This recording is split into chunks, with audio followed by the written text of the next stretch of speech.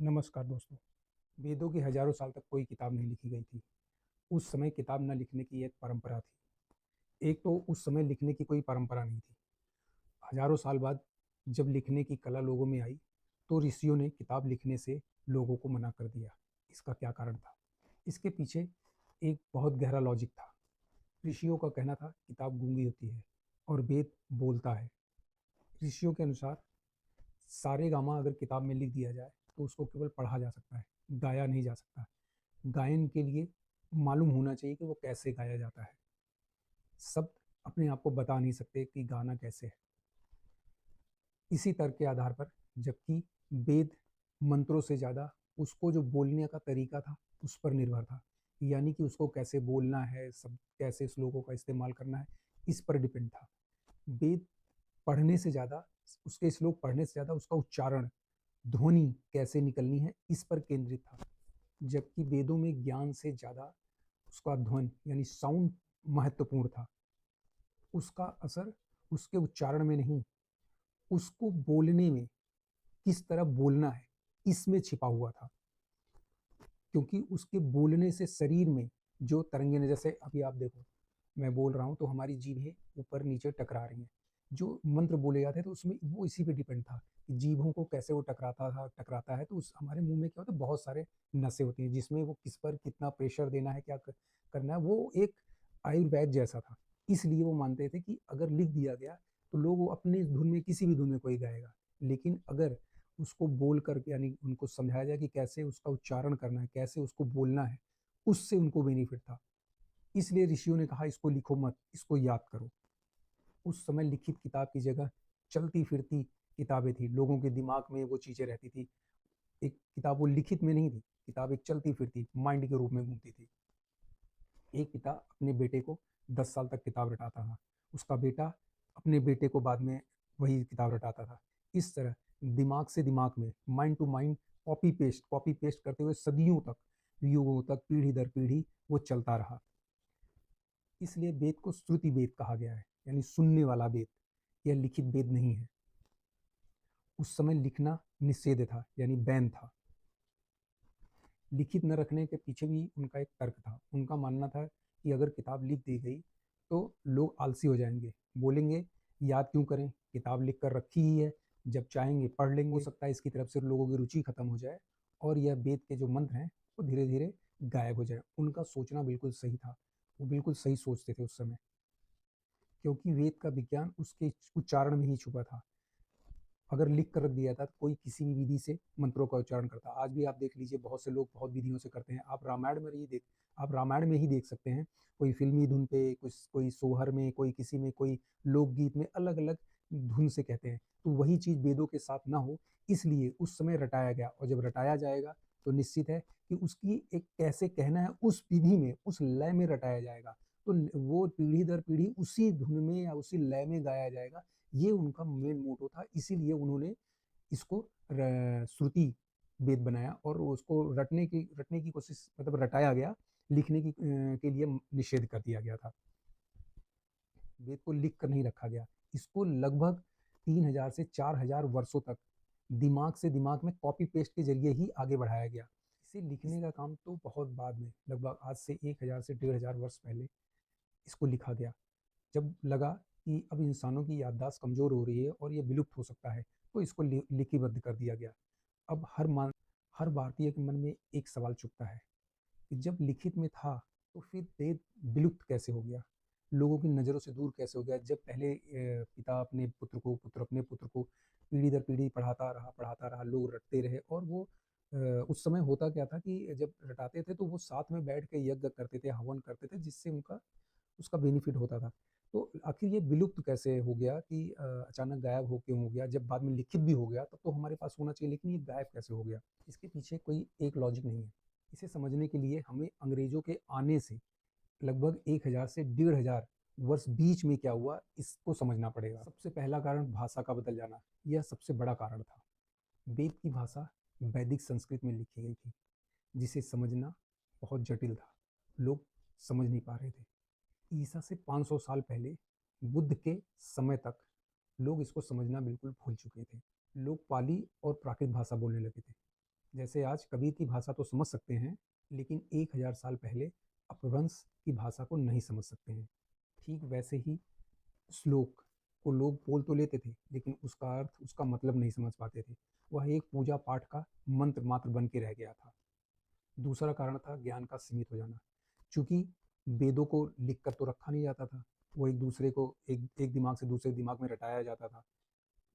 ऐसे में क्या हुआ, कुछ ब्राह्मण परिवार ने इसको अपनी धरोहर समझ लिया और उन्होंने एक नियम बनाया कि वेद का उच्चारण सभी नहीं कर सकते हैं और सभी इसका पाठ नहीं कर सकते हैं। अब इसका परिणाम क्या हुआ, ज्ञान मुट्ठी भर लोगों में रह गया। जहाँ पहले सिस्टम होता था कि वेद रटाया जाता था, सभी को मालूम रहता था कि चाहे जो भी हो, न उसमें कोई जाति का मुद्दा था न कोई धर्म का मुद्दा था, और सभी को वेद रटा के रखा था, तो सारे लोग उसको याद रखते थे, सभी उसका पाठ करते थे। अब जब कुछ ब्राह्मणों ने इसको अपना धरोहर बना लिया और लोगों को पढ़ने से वंचित कर दिया, तो वो लिमिटेड लोगों के पास रह गया, जिसके कारण सभी के पास से ये ज्ञान हट चुका। अब इसका परिणाम क्या हुआ, आम आदमी वेद से तो बिल्कुल कट गया। तीसरा कारण यह था कि 11वीं से 12वीं सदी में बाहर के आक्रमणकारी जब हमारे देश में आए, जिसमें बख्तियार खिलजी जैसे लोग, उन्होंने सबसे पहले हमारे ज्ञान केंद्र को ही निशाना बनाया, जिसमें नालंदा और तक्षशिला विश्वविद्यालय में हमारे देश की धरोहर, हमारी लाइब्रेरी, जिसमें लाखों प्रतियां थी, जिनमें आग लगा दिया, जो 3 महीनों तक लगातार जलती रही।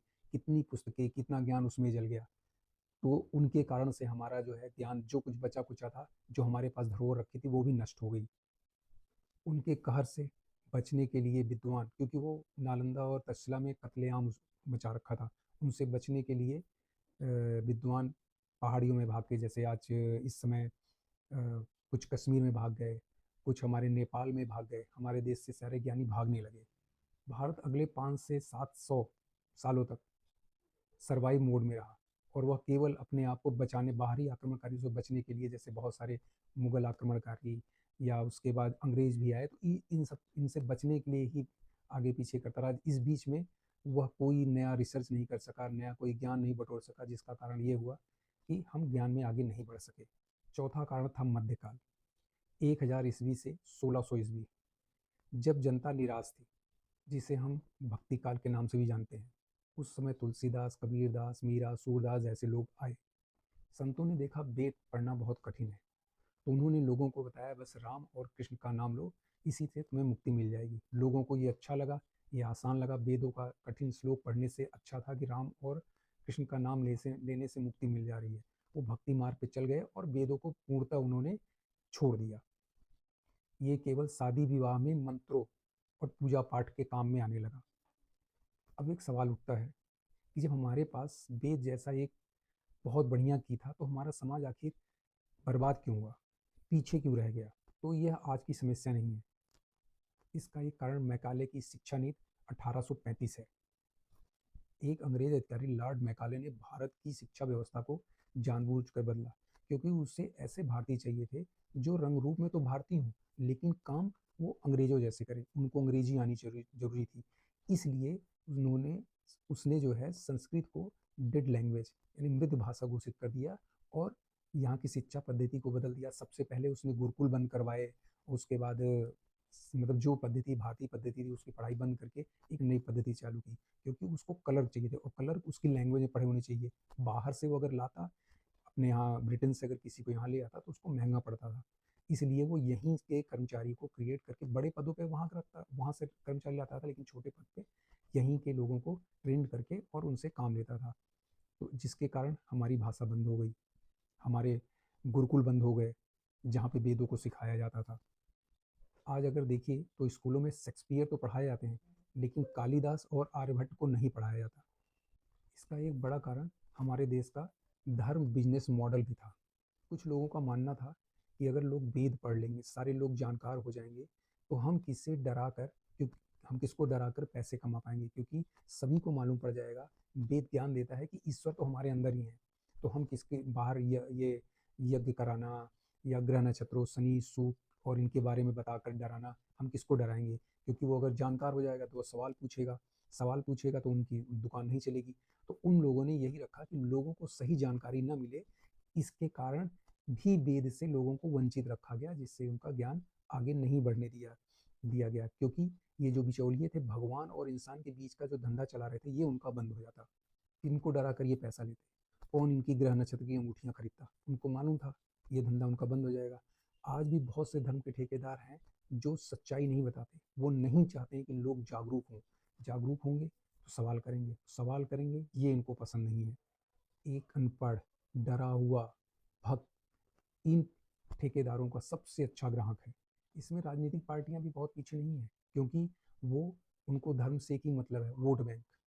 कोई धर्म का पक्ष लेकर, कोई किसी धर्म का, कोई किसी धर्म का, उसका मकसद मेन है वोट बैंक बनाना। उसको धर्म से कुछ लेना देना नहीं है। इसलिए वो नहीं जानता कि धर्म का सत्य कोई जान सके। वेद वेद ऐसा एक धर्म है कि यदि उसको सबको अगर उसके बारे में जानकारी हो जाए तो शायद ये धर्म के ठेकेदार, ये राजनीति वाले जो धर्म के नाम पे राजनीति कर रहे हैं, इन सब की दुकानें बंद हो जाएगी, क्योंकि वो एक ऐसा गूढ़ रहस्य है। लोग वेद क्यों नहीं पढ़ना चाहते हैं, उसका भी एक कारण है। लोग जानकारी क्यों नहीं लेना चाहते, ऐसा नहीं कि वो इसलिए नहीं लेना चाहते कि हम जानकारी नहीं चाहते।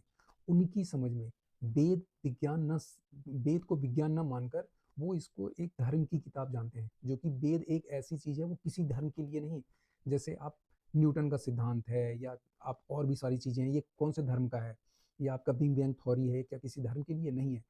ऐसे ही, चूंकि ये बुक तो ऐसी ही है, लेकिन लोगों का जो मानना है कि वेद में जो मंत्र लिखे हैं वो पूजा पाठ के लिए हैं। तो ये पूजा पाठ के हैं तो ये किसी विशेष धर्म के लिए है। इसको एक धर्म की किताब मानने के कारण उन्होंने इस पर ध्यान नहीं दिया है। और कुछ लोग का ये है कि ठीक है, ये तो पूजा करने वाले लोग पढ़ेंगे, मुझे क्या, 100 रुपए देकर हम मंत्रों को पढ़वा लेंगे, हमारा काम हो जाएगा। तो इसके कारण भी लोग वेद से दूर रहे। वेदों में बताए गए गति के नियम को छिपाया गया, और न्यूटन के द्वारा बताया गया गति का नियम ही परोसा गया, जबकि यही नियम आचार्य कणाद ने न्यूटन से 2200 साल पहले ही वेदों में लिख दिया था। मेरा मानना है लोगों को वेद वेद में छिपे गूढ़ रहस्य को जानना चाहिए, क्योंकि अलग अलग देशों के जितने भी साइंटिस्टों ने आज तक जितने भी रिसर्च बताए हैं, उन सब चीज़ों को उनसे हजारों साल पहले वेद की किताबों ने, हमारे ऋषि मुनियों ने जंगल में बैठकर लिख दिए थे। इसको जानने के लिए हमें वेद की किताब को जरूर एक बार पढ़ना चाहिए, और लोगों को बताना चाहिए, वेद के प्रति रुचि भी पैदा कर चाहिए। ये हमारे देश की एक धरोहर है, हमारा एक स्वाभिमान है।